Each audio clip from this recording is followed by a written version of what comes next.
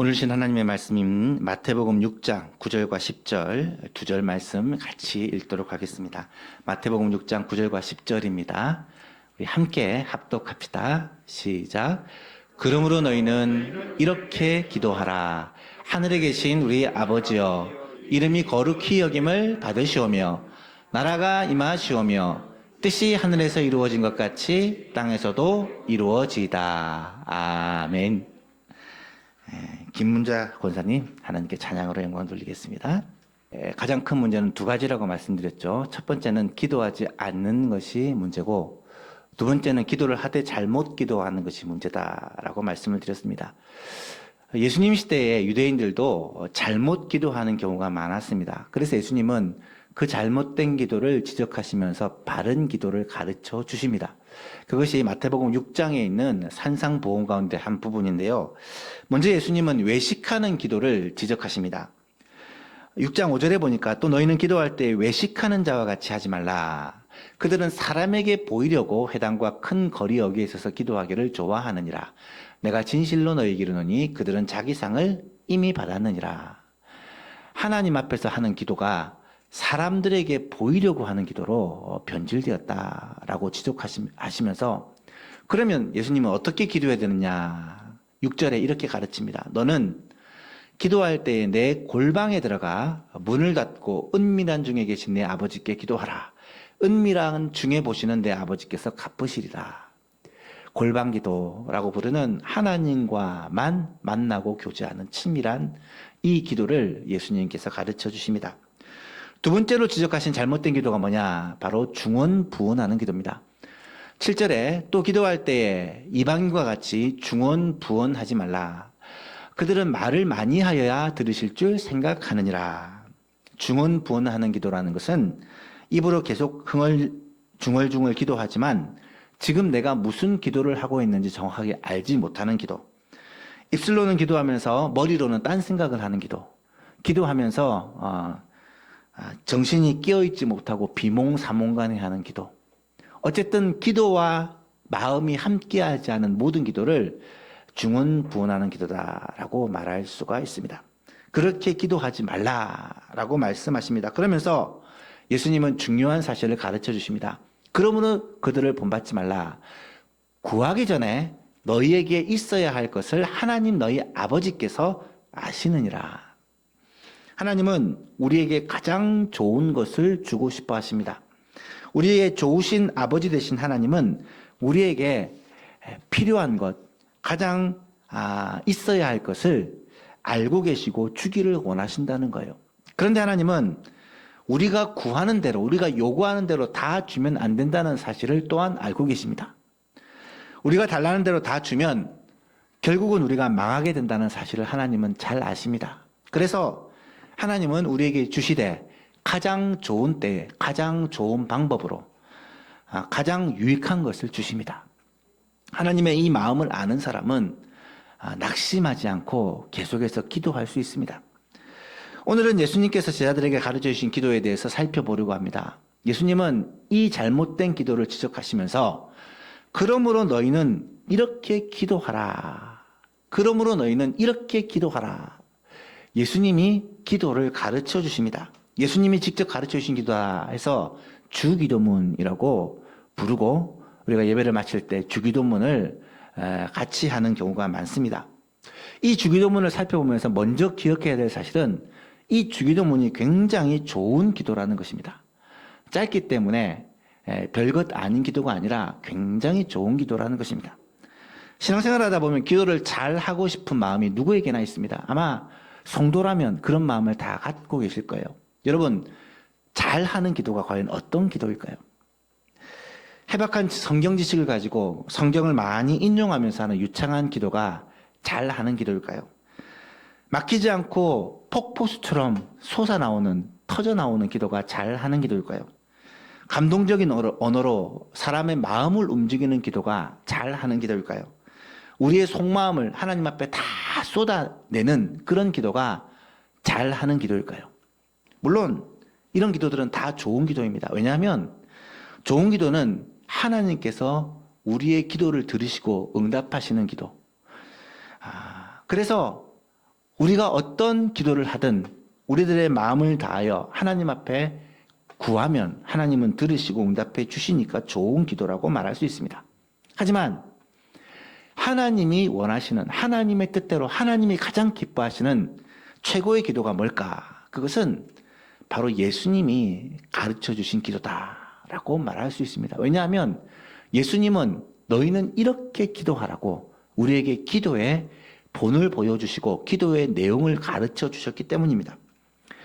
우리가 추구하는 이 개혁주의 신앙의 가장 큰 스승이라고 하면 보통 3명 정도를 꼽습니다. 어거스틴과 루터와 칼빈입니다. 이들의 사상이 사실 오늘 개혁주의 장로교와 특별히 고신 신학의 기초를 이루고 있습니다. 이런 위대한 스승들의 가르침을 신학교에서 또 대학원에서 제가 쭉 배우면서 느낀 게 뭐냐면 이들은 신학만을 가르치지 않고 반드시 기도와 함께 가르칩니다. 신학과 기도가 같이 가지 않으면 학문이 될 뿐이다 라고 생각을 했기 때문에 늘 기도를 강조하고 기도하는 사람들이었습니다. 그런데 그들이 기도를 얘기할 때 한결같이 모든 신학자들이 거의 대부분 한결같이 얘기하는 것이 그들의 어떤 신학 사상을 기반으로 한 기도나 그들의 경험을 기반으로 한 기도가 아니라 예수님이 가르쳐 주신 기도를 기도의 본으로 세우고 가르치고 있다는 것입니다. 칼빈은 기독교 강요라고 아마 들어보셨을 거예요. 칼빈이 당시 그리스도인들을 위해서 쓴 그러한 신학과 삶의 지침서인데 오늘날에도 신학에서 가장 권위 있는 그런 저서로 알려져 있습니다. 이 기독교 강요를 신대원에서 공부를 쭉 하면서 그 내용을 살펴보는데 놀랍게도 기도에 대한 가르침 중에 거의 대부분이 예수님의 주기도문을 해설하는 내용이 나타나 있었습니다. 제가 가진 책에서는 20페이지 이상을 이 예수님의 주기도문을 강의하는데 할애한 것을 보았습니다. 여러분, 이 주기도문이 짧지만 내용을 잘 분석해 보면 우리에게 정말 기도의 중요한 요소들을 다 가르쳐 주고 있습니다. 이 내용들을 자세하게 살펴볼 시간은 없고 이번 시간과 다음 주에 걸쳐서 간단하게 살펴보려고 하는데요. 이 주기도문은 총 10가지 정도로 부분으로 이렇게 분류를 해볼 수 있는데 그 중에서 첫 번째 4가지 경우는 하나님 나라를 위한 기도를 가르쳐주고 계시고 그 다음에 뒤에 6가지 정도는 우리들의 구체적인 필요에 대한 기도를 가르쳐주고 있습니다. 마치 10계명이 10계명 중에 앞에 4계명이 하나님께 대한 계명이고 뒤에 6계명이 사람에 대한 계명인 것처럼 이 주기도문 내용도 앞에는 하나님 나라에 대해서 어떻게 기도할 것인가, 뒤에는 우리들의 구체적인 필요를 어떻게 기도할 것인가를 말씀해 주고 있습니다. 오늘은 이 중에서 앞부분 하나님 나라에 대해서 우리가 어떻게 기도해야 될 것인지를 같이 살펴보려고 합니다. 첫 번째로 너희는 이렇게 기도하라. 하늘에 계신 우리 아버지여. 사실 이것은 기도가 아니고 우리의 기도를 들으시는 기도의 대상 하나님을 부르는 호칭입니다. 하나님을 부르는데 뭐라고 부르느냐? 하늘에 계신 우리 아버지여 라고 부르는 것입니다. 여러분, 사실 기도에 있어서 제일 중요한 게 뭐냐면 누구에게 기도하냐는 거예요. 세상 사람들도 기도를 참 많이 합니다. 절에 가도 기도를 하고 천리교회 가도 기도하고 남녀 호랑기교회 가도 기도합니다. 열심히 기도합니다. 그런데 그들의 기도의 대상이 누굽니까? 살아계신 하나님이 아니라 죽어있는 우상입니다. 부처에게, 돌덩이에게, 나무에게, 생명이 없는 것에게 아무리 기도해봐야 소용이 없습니다. 하지만 우리의 기도를 들으시는 분은 누구시냐? 살아계신 하나님이시고 우리의 아버지시라는 거예요. 여러분, 하늘에 계신 우리 아버지라는 이 단어를 한번 잘 생각해 보십시오. 우리의 기도를 들으시는 하나님은 먼저 하늘에 계신 하나님이시다. 하늘에 계신 하나님이시다. 여러분, 하나님은 어디에 계십니까? 하늘에도 계시고 땅에도 계시고 온 우주 만물에 다 하나님은 모든 곳에 편재하여 계십니다. 그럼에도 불구하고 기도할 때 하늘에 계신 아버지여라고 기도하는 이유가 무엇이겠습니까? 바로 하나님의 지극히 높으심과 영화로우심을 찬양하고 고백하는 내용입니다. 하나님께 기도할 때 먼저 하나님께 영광 돌리는 이 호칭이 필요하다는 거예요.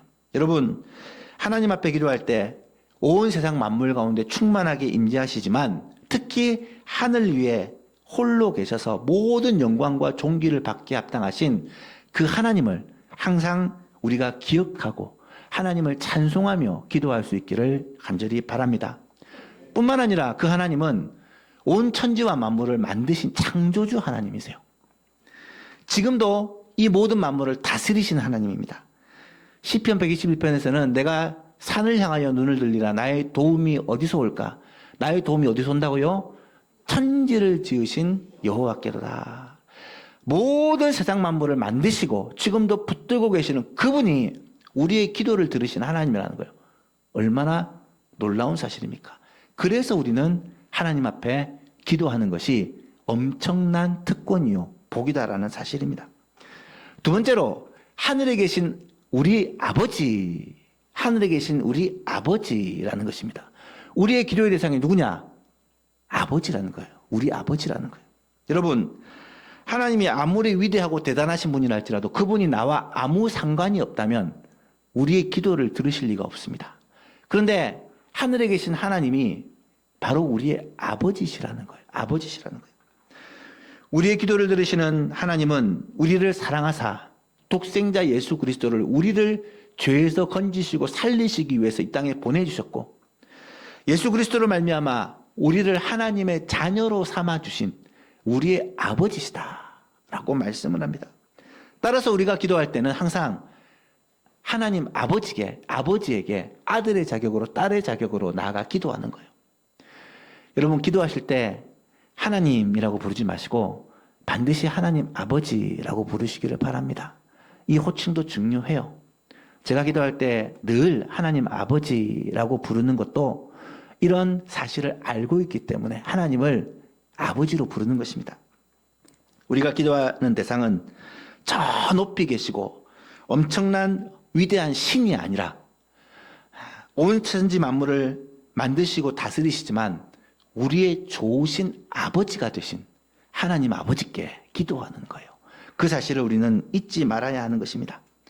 혹시 성도들 중에 아버지하고 관계가 무너져가지고 아버지로부터 많은 해를 당하다 보니까 아버지 이러면 마음에 따뜻한 마음보다는 거부감이 드는 사람이 있을 수 있어요. 혹시 그런 사람이 있다면 하나님 아버지의 사랑과 은혜를 받아 누림으로 말미암아 이 아버지에 대한 상처가 깨끗이 씻음 받기를 간절히 기도합니다.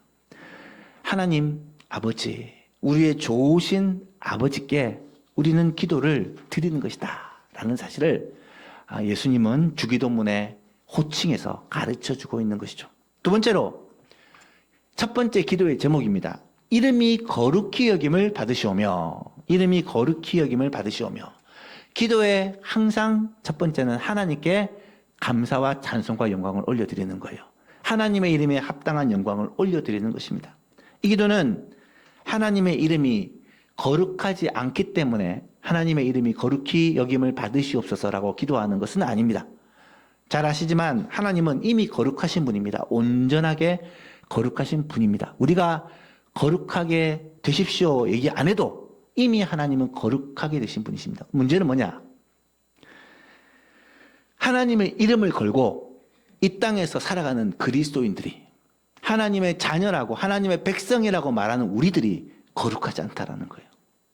우리가 거룩한 삶을 살고 세상과 구별된 삶을 살면 얼마나 좋겠습니까마는 하나님의 이름은 이미 거룩한데 하나님의 이름을 걸고 살아가는 성도는 하나님의 백성은 하나님의 자녀는 거룩하지 않아요. 그게 너무 안타까운 부분입니다. 따라서 우리는 이 기도를 드릴 때마다 내가 거룩하게 구별된 하나님의 백성인데 거룩한 하나님의 백성답게 살지 못한 나의 죄를 용서해 주십시오. 거룩하게 하나님을 닮아 살아갈 수 있도록 하나님 내게 은혜를 베풀어 주옵소서. 이 마음으로 기도해야 된다는 거예요. 여러분, 주님은 우리에게 말씀하십니다. 내가 거룩하니 너희도 거룩하라. 레위기의 주제입니다. 19장 2절에 하나님이 말씀하시기를 내가 거룩하니 너희도 거룩하라. 이게 하나님의 백성에게 요구하시는 하나님의 원입니다. 거룩한 백성으로 살아갈 때 우리의 기도가 하나님 앞에 더 아름답게 빛날 수 있을 것입니다. 하나님이여 주의 이름이 거룩히 여김을 받으시옵소서. 주님 찬송과 영광과 존귀를 받아 주옵소서. 이 기도를 할 때마다 나도 거룩한 하나님의 백성인데 나도 하나님 앞에 거룩한 백성으로 살 수 있도록 하나님 은혜를 베풀어 주옵소서. 이 마음으로 하나님을 높이고 찬송하는 기도를 먼저 드리기를 간절히 바랍니다. 세 번째로 기도하는 것이 뭐냐? 나라가 임하시오며 나라가 임하시오며.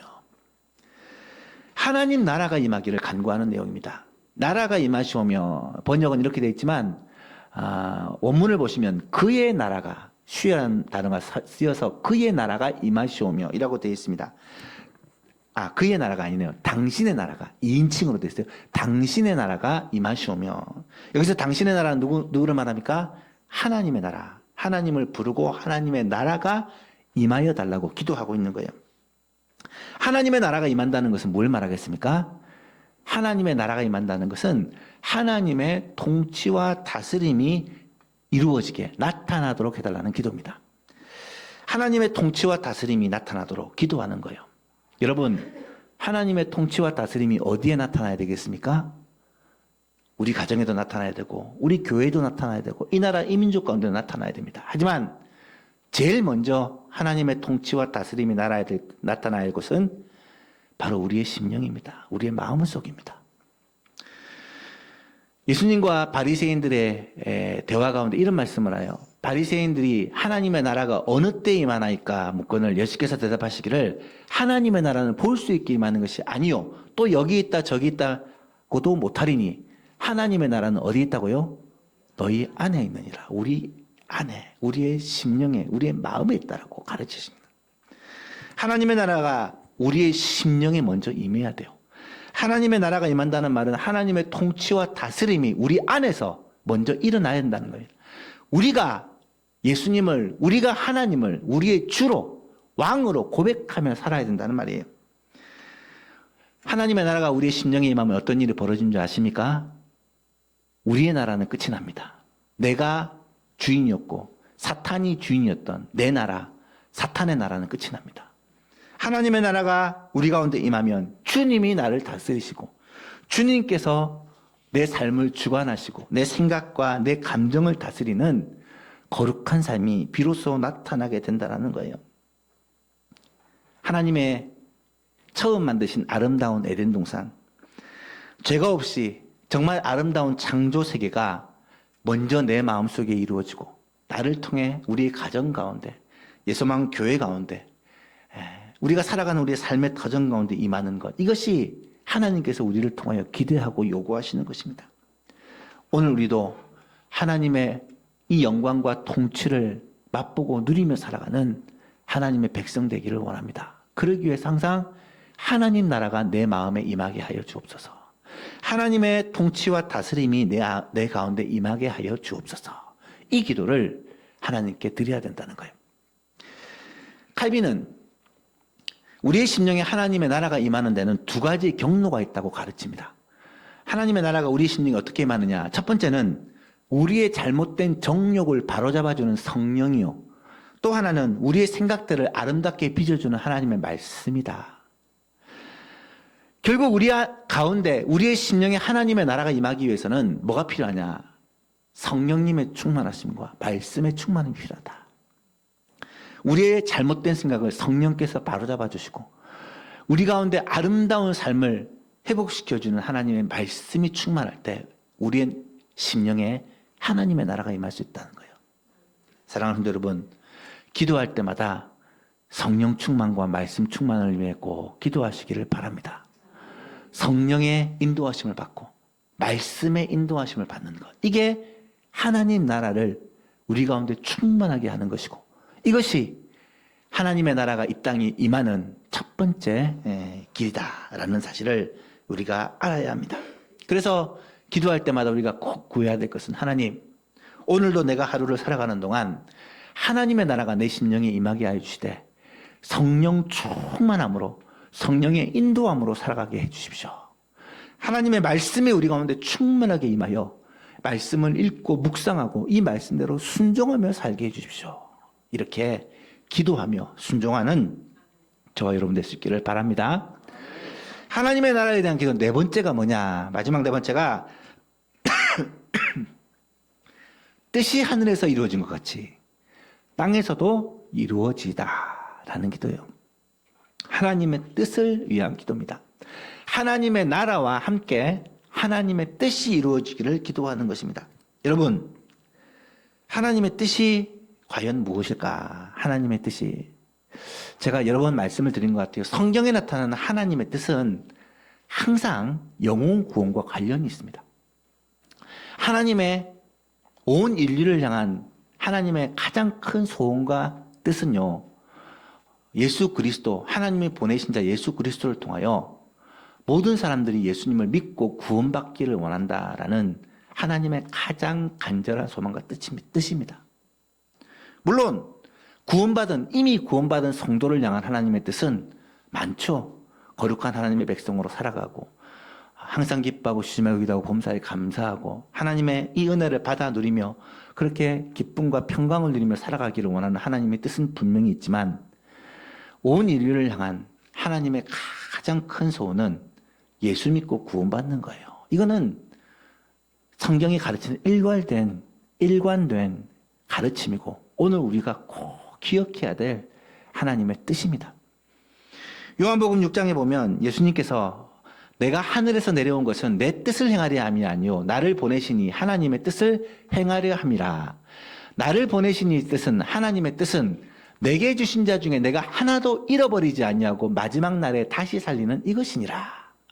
내 아버지의 뜻은 하나님의 뜻은 아들을 보고 믿는 자마다 영생을 얻는 이것이니 마지막 날에 내가 이를 다시 살리리라. 여러분, 하나님 아버지의 뜻이 뭐냐?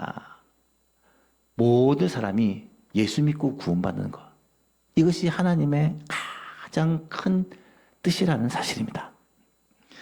마태복음 18장 14절에서도 이와 같이 이 작은 자 중에 하나라도 잃어버리는 것은 하나님의 뜻이 아니다 라고 말씀합니다.